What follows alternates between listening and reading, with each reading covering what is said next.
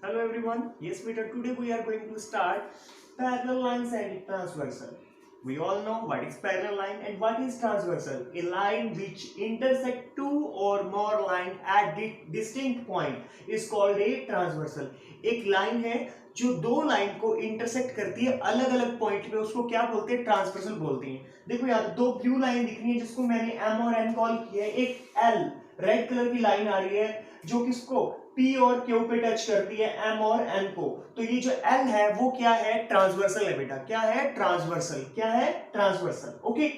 फिर क्या बनते हैं? ट्रांसवर्सल की हेल्प से बहुत सारे एंगल बन गए. 1 2 3 4 5 6 7 8. इनके नेम क्या है वो हम डिस्कस करने वाले हैं. अब बात करते हैं इंटीरियर एंगल. इंटीरियर मींस अंदर की side. Angle 3, 4, 5 and 6 are called interior angle. Okay. And exterior means bahar wali side, that is 1, 2, 7 and 8. Angle 1, 2, 7 and 8 are called exterior angle. Next, corresponding angle. 1 is corresponding to 5. 1 किसके corresponding है बेटा? 5 के. 2 is corresponding to 6. 4 is corresponding to 8 and 3 is corresponding to 7. Okay. ये बहुत important topic है, बता रहा हूं, ध्यान से सुनिएगा. फिर आती है ऑल्टरनेट. Interior angle. इंटीरियर भी होना चाहिए और ऑल्टरनेट भी होना चाहिए. ऑल्टरनेट क्या होता है? जैसे ये 4 एंड 6, ये इंटीरियर भी है और ऑल्टरनेट भी है. Angle 4 and 6 are called alternate interior angles. Okay. Similarly, angle 3 and angle 5 are also alternate interior angle. Okay, beta. Next one is alternate exterior. Alternate होना चाहिए but होना कौन सा चाहिए? Exterior, बाहर वाला. Angle 1 and angle 7. Okay, beta. 1 and angle 7, 2 and angle 8 are called alternate exterior angle. Okay, beta. Next one. Interior angle on the same side of a transversal. Interior भी होना चाहिए ट्रांसवर्सल की एक साइड पे. ये transversal है या तो लेफ्ट साइड होना चाहिए या फिर राइट साइड. लेफ्ट साइड पे कौन से एंगल है? 3 and 4. Yes. 4 and 5, sorry 4 and 5 और 3 एंड 6. इनको आप बोल सकते हो अलाइड एंगल. क्या बोल सकते हो? Allied angle. और मोस्टली हम यूज करते हैं को इंटीरियर एंगल. क्या यूज करते हैं बेटा? को इंटीरियर एंगल. और कई कई जगहों पे ये यूज किया जाता है interior angle on the same side of transversal. Okay बेटा, on the same side of transversal. अब हम स्टार्ट करने जा रहे हैं एक्सरसाइज 6.2 के कुछ क्वेश्चंस. बहुत इजी इंटरेस्टिंग से क्वेश्चन है, ध्यान से समझिएगा. जिन बच्चों को ये क्लियर है बहुत इजी होने वाला है ये सेशन आपके लिए. Okay. Yes. Parallel lines and transversal. Repeat कर रहा हूं. What is transversal? A line intersect two line at distinct point is called a transversal. Okay. एक लाइन है L जो M और N लाइन को अलग अलग पॉइंट पे क्या करती है?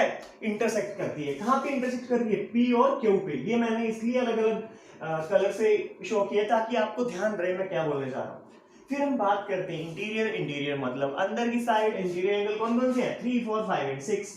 एक्सटीरियर. एक्सटीरियर मींस बाहर वाली साइड, दैट इज 1, 2, 7 एंड 8. फिर हम बात करते हैं corresponding angle.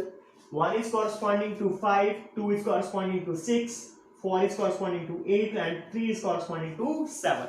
Okay. Next one is alternate interior angle. Alternate भी होना चाहिए. Alternate, एक ये वाला तो एक ये वाला और इंटीरियर भी होना चाहिए. तो angle 4 and 6 are alternate interior angle and similarly 3 and 5 are also alternate interior angle. Next one, alternate exterior. 1 and 6, 2 and 5, 1 and 7, 1 and 7 and 2 and 8 beta. Okay. Interior angle on the same side of a transversal. Transversal ये L है, उसके same side पे interior angle या तो 4 और 5 हो सकते हैं या फिर 3 एंड 6 हो सकते हैं, जिसे हम क्या बोल सकते हैं? Allied angle. क्या बोल सकते हैं? Allied angle. या फिर क्या बोल सकते हैं? को इंटीरियर एंगल.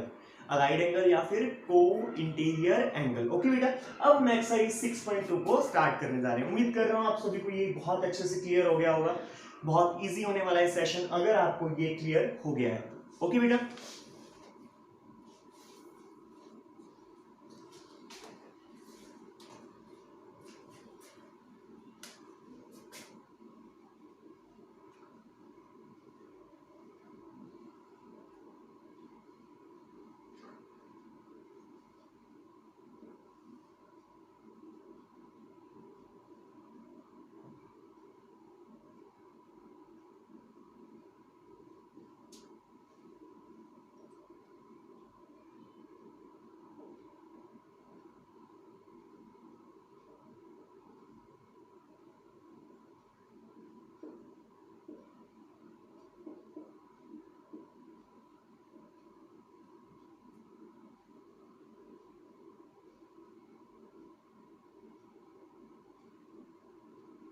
यस बेटा, find the values of x and y, x और वाई की वैल्यू को फाइंड आउट करना है, ठीक है, and then show that A B is parallel to C. बहुत इजी क्वेश्चन है ये, ध्यान से सुनिए। इसको नेम कर रहा हूं मैं P and Q, P Q, okay, और इंटरसेक्ट कर रहा है यहां पे आर एस, ओके बेटा। अब ध्यान से सुनिएगा, बहुत इंपॉर्टेंट है, बहुत इजी है, आप बहुत इजीली इस क्वेश्चन को कर सकते हैं, ठीक है। Angle x plus 50 degree is equals to 180. Reason behind it, linear pair.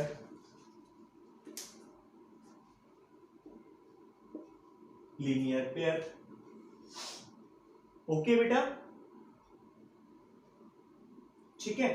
अब ध्यान से सुनिए, सो x is equals to 180 minus 50 degree, that is 130 degree, 130 degree, 130 degree, okay, and x is equals to y. Reason behind it, alternate interior angle, alternate interior angle.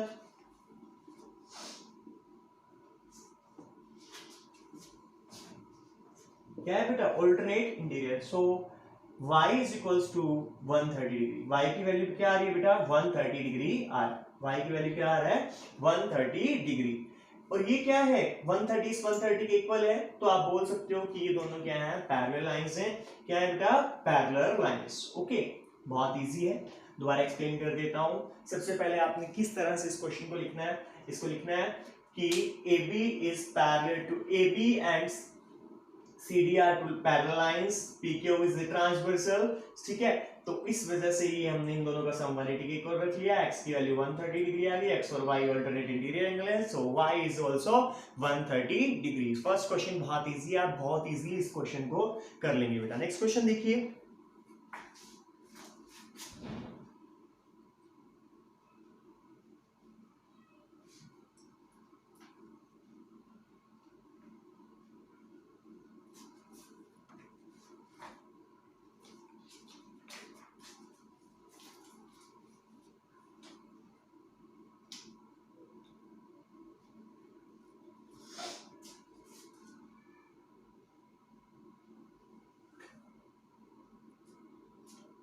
yes beta, if AB is parallel to CD and CD is parallel to EF and y ratio z is 3:7, find x, find angle x, okay. ये दिया आपको AB CD EF, yes,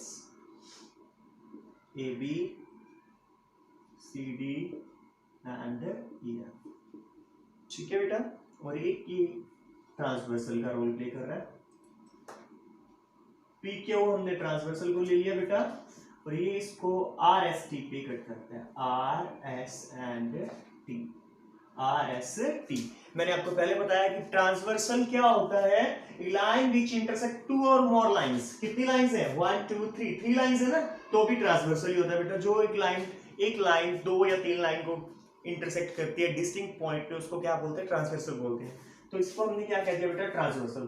क्यों कहता हूं मैं transversal, क्योंकि ये properties, ये जो एंगल वाले फॉर्मूले हैं, ये ट्रांसवर्सल पे ही अप्लाई कर सकते हैं बेटा, ये बात ध्यान रखिएगा, ओके।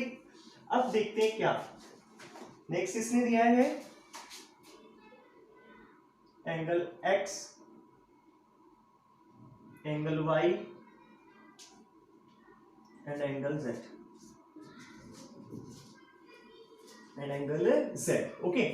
हमें क्या फाइंड आउट करना है, x y z को फाइंड आउट करना है। पर एक बात ध्यान रखिएगा, मैं सिर्फ उस साइड पे जाने वाला हूं जिसकी मुझे जरूरत है। आप बोलो CD is parallel to EF and PQ is a transversal,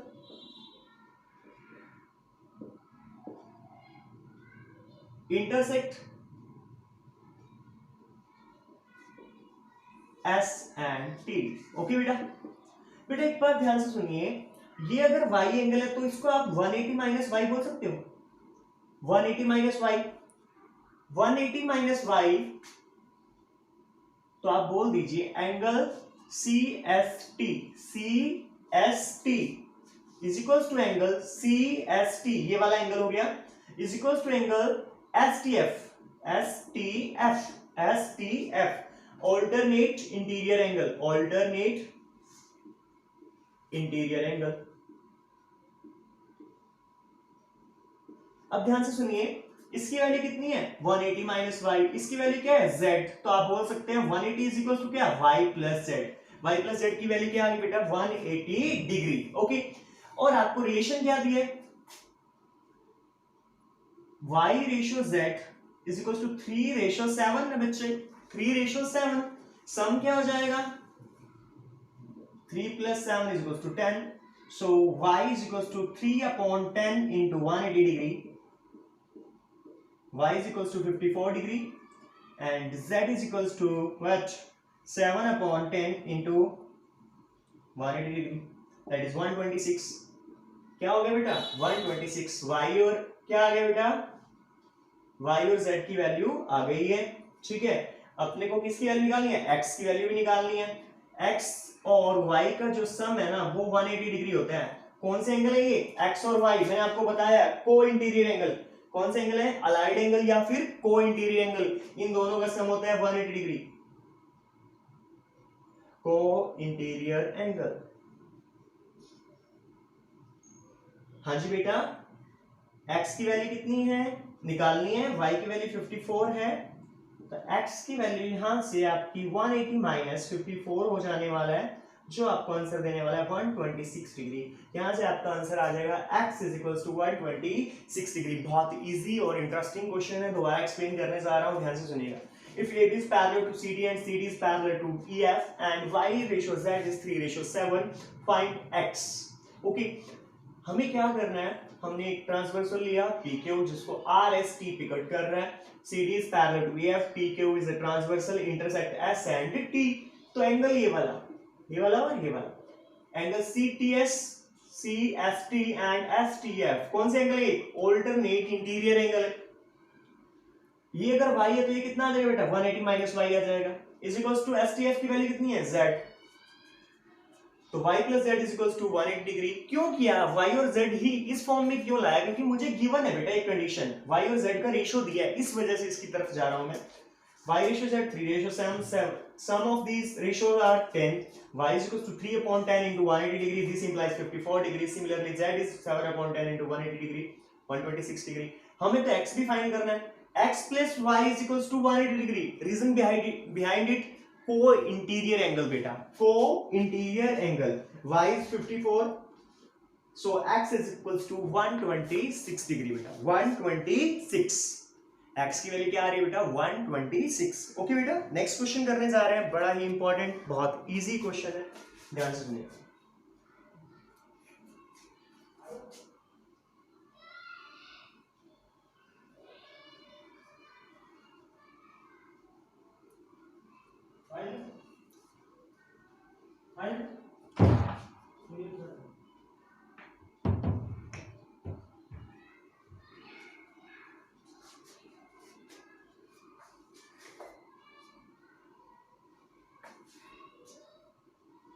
If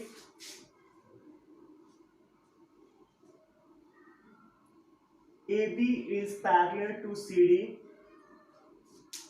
EF is parallel to perpendicular to CD, and angle GED is 126 degree, find angle AGE, GEF and FGE। बहुत इजी क्वेश्चन है, ध्यान से सुनिएगा। To parallel lines हैं, AB और CD है बेटा।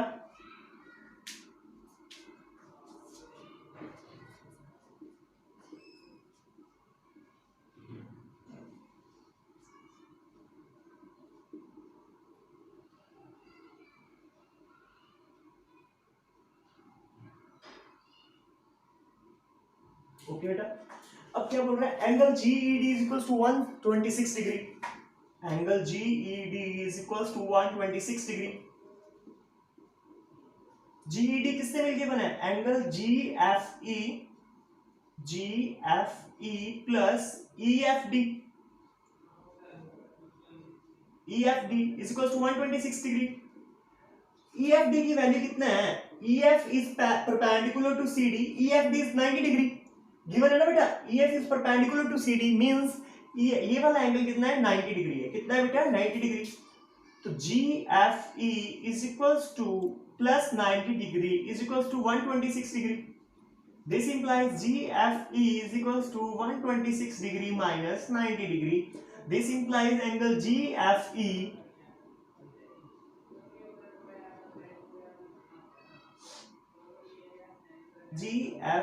is equals to 36 degree.